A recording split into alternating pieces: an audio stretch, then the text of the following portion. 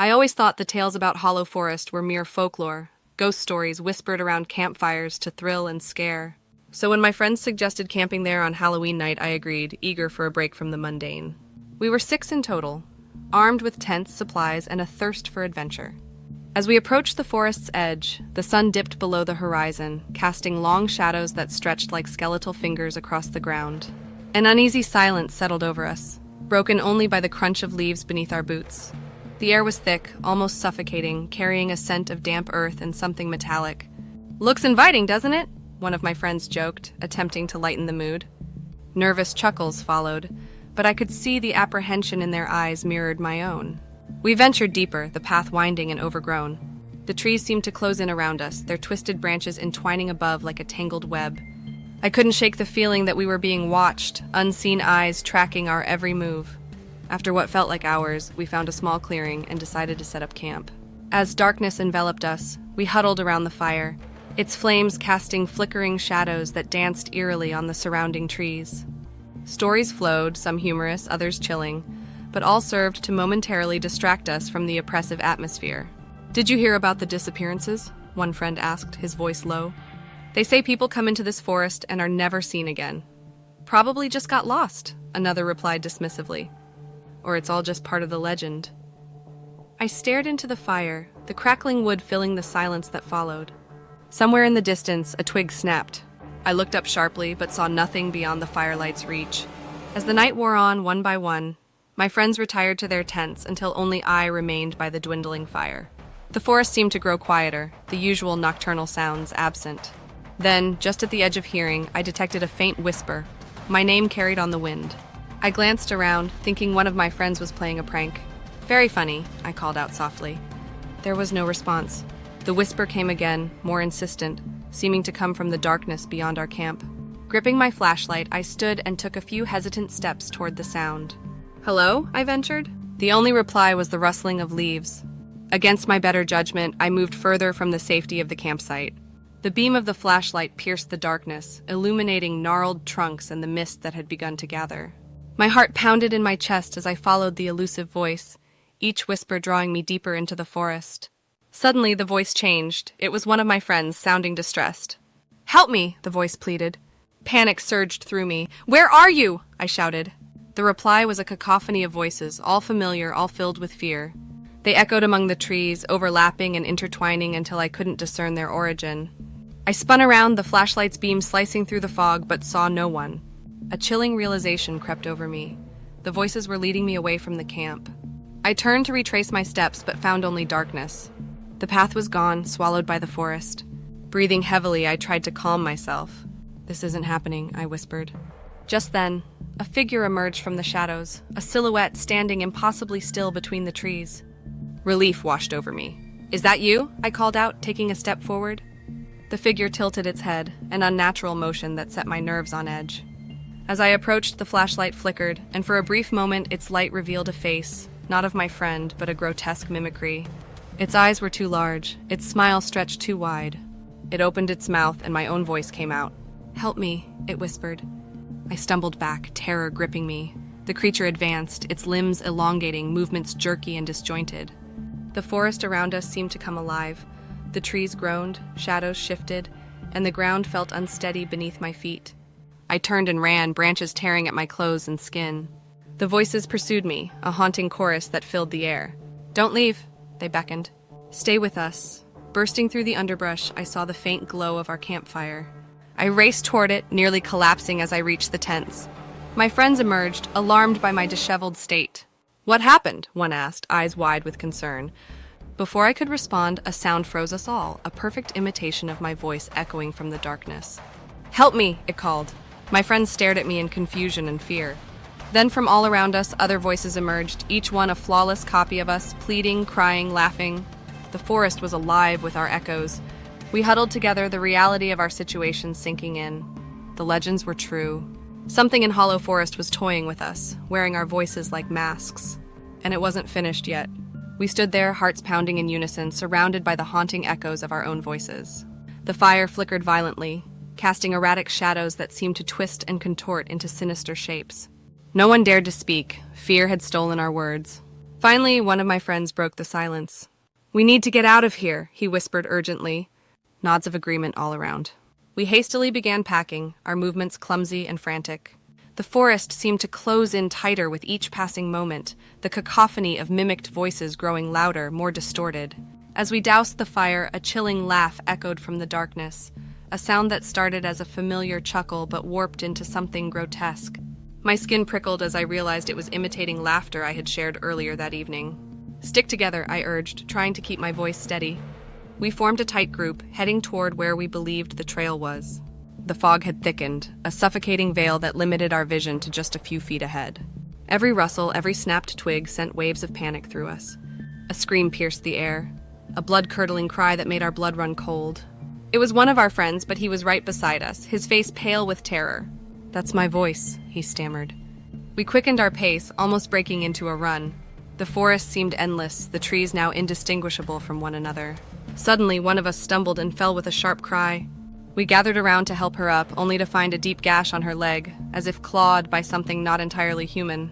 "How did this happen?" she gasped, pain etched across her face. Before we could react, the ground beneath us began to feel unstable, the mossy earth giving way to something wet and sticky. I pointed the flashlight downward, and my stomach lurched. The forest floor was smeared with dark stains, the metallic scent of blood filling the air. Panic overtook us. We sprinted blindly, branches whipping against our faces, the taunting voices relentless. They were louder now, more aggressive, a maddening chorus that threatened to drown out our own thoughts. Without warning, we burst into another clearing. In the center stood an old, dilapidated cabin that hadn't appeared on any of our maps. Desperate for shelter, we exchanged glances and decided to take our chances inside. The door creaked ominously as we pushed it open. The interior was shrouded in darkness, the air stale and heavy. Cobwebs clung to the corners, and the wooden floor groaned under our weight. We secured the door behind us, the flimsy lock offering little reassurance. "Does anyone have a signal?" someone asked, fumbling with their phone. Shaking heads all around. A sudden thud came from the attic above, followed by the sound of something scraping across the floorboards. We froze, eyes locked on the ceiling. "Maybe it's just an animal," I whispered, though I didn't believe it. The scraping grew louder, moving toward the stairwell. Each step creaked under the weight of whatever was descending. We backed away, pressing ourselves against the far wall. The door to the attic stairs slowly swung open, revealing nothing but an impenetrable darkness. Out of the shadows, a figure stepped forward. It was another friend, one who had been with us moments before. But how did he get upstairs? "Why did you leave us?" he asked softly. Relief washed over some of us. "Thank God, we thought—" one began, stepping toward him. "Wait!" I shouted, grabbing her arm. Something was off. His eyes were vacant, and his movements too stiff. He tilted his head, mirroring the unnatural motion of the creature I had seen earlier. He opened his mouth, emitting a distorted version of his own voice. "Why did you leave us?" he repeated, but his lips didn't sync with the words. The realization hit us simultaneously. This wasn't our friend. The creature had taken his form, perfect in every detail except for the lifeless eyes staring back at us. We bolted toward the back door, bursting into the night once more. The forest seemed alive with movement, silhouettes darting between the trees. Each one was a twisted replication of us, their faces contorted into sinister grins. Splitting up was risky, but staying together made us an easy target. In the chaos we scattered, each darting in different directions. The voices pursued us, mocking and cajoling. "This way," they beckoned in familiar tones. "Don't be afraid." I ran until my lungs burned, branches clawing at my skin. Tripping over a root, I tumbled down a shallow ravine, landing hard on the damp ground. Pain shot through my ankle, sprained but not broken. As I struggled to my feet, a rustling came from behind. I spun around, pressing myself against a tree. Out of the gloom emerged one of my friends, or so it seemed. "Thank goodness I found you," she panted, eyes wide with fear. "Prove it's you," I demanded, my voice trembling. She hesitated, confusion flashing across her face. "What are you talking about? It's me." I remembered something only the real her would know. "What did you give me for my birthday last year?" Her face went blank. Then a slow, eerie smile spread across her lips. "Why don't you come with me, and we'll figure it out together," she whispered. I didn't wait. Ignoring the pain, I pushed past her and fled deeper into the forest. The ground sloped upward, leading me to a rocky outcrop overlooking the woods. From this vantage point, I could see them, all the imposters, moving with unnatural speed and grace, searching for the remaining members of our group. Despair threatened to consume me. How could we possibly escape creatures that could become us, anticipate our actions, and lure us with our own memories? Amidst the swirling fog below, I spotted a faint glimmer, a road. Salvation was within reach. Summoning every ounce of strength, I began the descent, careful to stay hidden among the rocks and shadows. Behind me, a voice called out, a perfect mimic of my own. "Wait, don't leave me!" it cried, laced with feigned desperation. I forced myself to ignore it, focusing solely on reaching the road. As I neared the forest's edge, the voices intensified, a deafening roar that seemed to come from everywhere and nowhere. Breaking through the tree line, I stumbled onto the asphalt, relief flooding through me. But the feeling was short-lived. In the distance, headlights approached, a lone car. I waved frantically, stepping into the middle of the road. The car slowed to a stop, and the driver rolled down the window. "Are you all right?" he asked, concern evident in his eyes. "Please, you have to help me. There's something in the forest," I blurted out, glancing nervously over my shoulder. He gestured to the passenger seat. "Get in." Without hesitation, I climbed inside, slamming the door behind me. As we sped away, I allowed myself a moment to breathe. But then, out of the corner of my eye, I noticed his hands on the steering wheel, elongated fingers with too many joints. My heart sank as he turned to face me, his eyes reflecting the same emptiness I'd seen before. "Got you," he whispered in a voice that was not his own. My breath caught in my throat as the driver's face contorted, the skin rippling like water disturbed by a stone. The eyes that met mine were black voids, reflecting an abyss of malice. Instinct took over. I yanked the door handle and threw myself from the moving car. Hitting the pavement, pain exploded through my body, but adrenaline numbed the worst of it. I scrambled to my feet, the rough asphalt tearing at my palms as I pushed off. Behind me, the car screeched to a halt. The driver's door opened with a slow, deliberate creak. I didn't wait to see what emerged. Limping, I darted across the road and plunged back into the forest's edge, where the trees stood like sentinels in the night. Every rational part of me screamed against returning to the woods, but there was nowhere else to go. Branches snapped underfoot as I forced my way through the underbrush. The forest was different now, more menacing, as if it recognized me and resented my escape.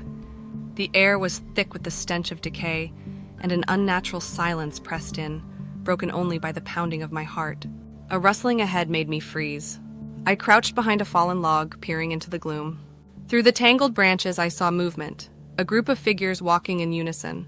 As they drew closer, my stomach twisted in knots. It was my friends, or at least copies of them, their faces blank and eyes lifeless. They moved mechanically, scanning the area like predators on the hunt. I held my breath, willing myself to become invisible. One of them paused, tilting its head as if listening. Its gaze swept over my hiding spot, and for a terrifying moment, I thought it saw me. Then it turned and continued on, the group fading into the darkness. I exhaled slowly, muscles trembling from the strain. I needed a plan, a way to fight back or at least survive until morning.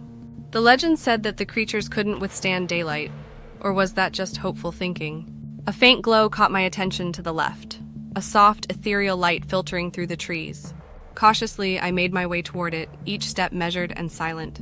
The light grew brighter, emanating from a clearing I didn't recognize.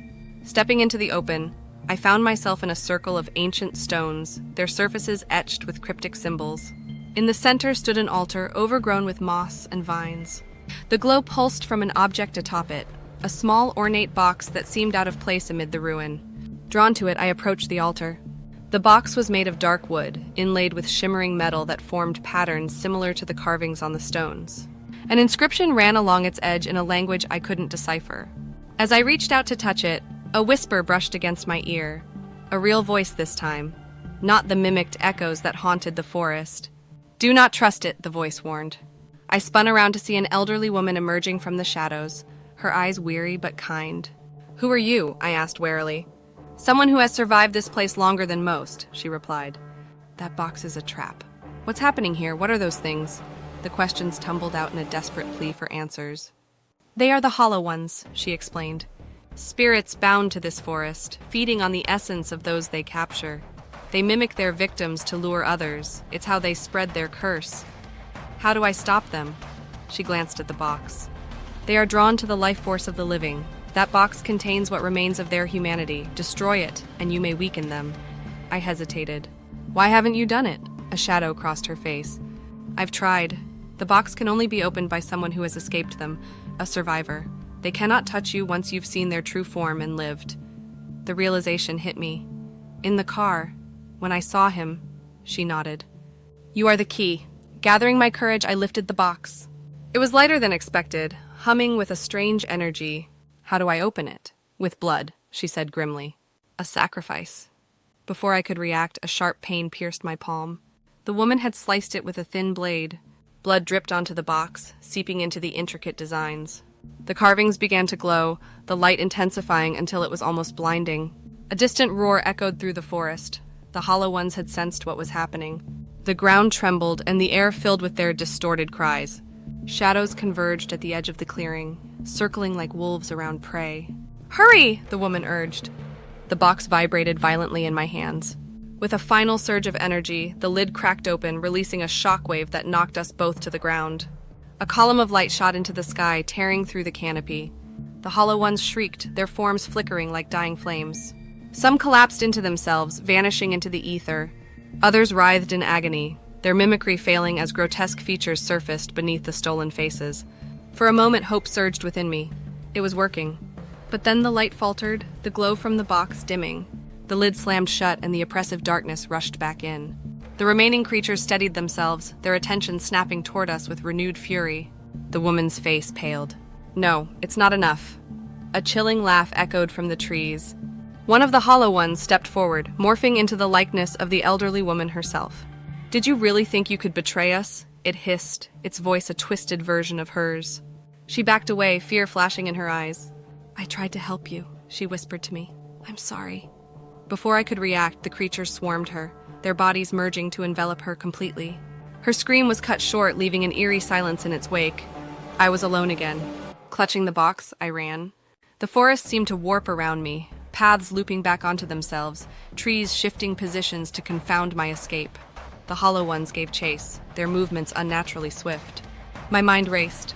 If opening the box wasn't enough, perhaps destroying it entirely would be. Spotting a jagged rock jutting from the ground, I made a split-second decision. Placing the box on a stump, I raised the rock high and brought it down with all my strength. The box cracked, splinters flying as it shattered. A dark mist erupted from within, swirling violently before dissipating into the night. A piercing wail rose from the forest, the Hollow Ones recoiling as if struck. They convulsed, their forms destabilizing. One by one, they disintegrated into shadows that melted into the ground. The oppressive weight in the air lifted, and for the first time, the sounds of the night, crickets chirping, leaves rustling, returned. Exhausted, I sank to my knees. Was it over? A rustle behind me sent a jolt of fear through my spine. I turned sharply to see one last figure emerging from the darkness. It was one of my friends, the real one this time, eyes filled with relief and terror. You're alive, they exclaimed, rushing to embrace me. I stiffened. Prove it's you, I demanded, pulling back. They nodded, understanding. Reaching into their pocket, they pulled out a necklace, a small charm I'd given them years ago. You told me this would keep me safe, they said softly. Emotion welled up inside me. It was really them. We need to get out of here, I whispered. Supporting each other, we made our way through the now silent forest. As dawn broke, the first rays of sunlight pierced the canopy, bathing the woods in a golden light that felt almost purifying. We stumbled onto a main road where a passing ranger's vehicle slowed to a stop. The officer stepped out, eyes widening at our disheveled appearance. What happened to you two? It's a long story, I replied wearily. He offered us a ride to the nearest town. As we settled into the back seat, a sense of safety finally began to wash over me. But as the vehicle pulled away, I caught a glimpse of something in the side mirror. A shadow slipping back into the forest, eyes gleaming. A chilling realization settled in my gut. The curse wasn't broken, merely weakened. The Hollow Ones were still out there, waiting for the next unwary souls to wander into their domain. But for now, we had survived. My friend turned to me, a haunted look in their eyes. Do you think anyone will believe us? I stared out the window at the receding tree line. I don't know, I admitted. But we have to warn others. They nodded solemnly. Agreed. As the town came into view, a sliver of hope pierced the lingering dread. We had a chance to stop this, to prevent others from suffering the same fate. But deep down, I knew the forest held secrets that wouldn't be so easily vanquished. The Hollow Forest had taken many before us, and unless we found a way to end it for good, it would continue its relentless hunger. Our ordeal was far from over. I sat in the small-town cafe, my hands wrapped around a warm mug of tea. The events of the Hollow Forest weighed heavily on my mind, but amidst the lingering fear, a resolve began to form. Across from me, my friend, survivor and ally, met my gaze with a determined look. "We can't let this continue," she said firmly. "Others need to know. We have to stop the hollow ones for good." I nodded. "But how? We barely made it out ourselves." "Maybe we don't have to do it alone," she suggested. "There must be someone who knows more about this, an expert in folklore or local legends." Inspired by her idea, we spent the next few days reaching out to universities, libraries, and anyone who might have knowledge about the forest's dark history. Our search led us to Professor Lawrence, a folklorist specializing in ancient curses and mythological creatures. Intrigued by our story, he agreed to meet us. In his cluttered office filled with dusty books and mysterious artifacts, we recounted our harrowing experience. He listened intently, occasionally jotting down notes. "The hollow ones," he mused after we finished. "I've come across mentions of them in old texts, but most scholars dismissed them as mere legend." "They're real," I insisted. "And they're dangerous." He leaned forward. "According to lore, they are bound to this world by a curse tied to a specific artifact, a totem hidden deep within the forest. Destroying it could release their spirits and end their hold on the physical realm." "Do you know where this totem is?" my friend asked eagerly. He pulled out an ancient map, spreading it across his desk. "This is the oldest known map of the Hollow Forest. If the legends are accurate, the totem should be located at the heart of the woods, in a place once considered sacred ground." Armed with the map and protective talismans provided by Professor Lawrence, we prepared to face the Hollow Forest once more. This time we wouldn't be victims, we would be liberators. The sun was high when we entered the forest, its rays filtering through the canopy and casting dappled light on the path ahead. The atmosphere felt different, still eerie but less oppressive, as if the forest was holding its breath. Using the map, we navigated the twisting trails until we reached a clearing encircled by ancient trees. In the center stood a stone altar, overgrown yet imposing. Resting upon it was the totem, a carved wooden figure adorned with symbols similar to those we'd seen before. As we approached, whispers rustled through the leaves. The hollow ones began to materialize at the edge of the clearing, their forms shifting and uncertain. They watched but did not advance. "We're here to help you," I called out, hoping they could understand. "We're going to set you free." Together, my friend and I recited the incantation provided by Professor Lawrence, words from a language long forgotten.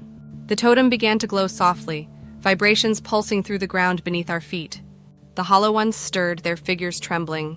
One stepped forward, its face a mixture of fear and hope. "Can we truly be free?" it whispered, the voice echoing like a distant memory. "Yes," my friend assured them. "It's time to let go." With a resolute nod, I lifted the totem and brought it down against the altar, smashing it into pieces. A wave of energy surged outward, enveloping the clearing in brilliant light. The hollow ones were lifted gently, their shadowy forms dissolving into beams of light that danced toward the sky. A profound silence followed, filled only by the gentle rustling of leaves. The oppressive weight that had long haunted the forest was gone, replaced by a serene tranquility. As we made our way back, the forest seemed alive with new sounds, the chirping of birds, the rustle of small animals in the underbrush.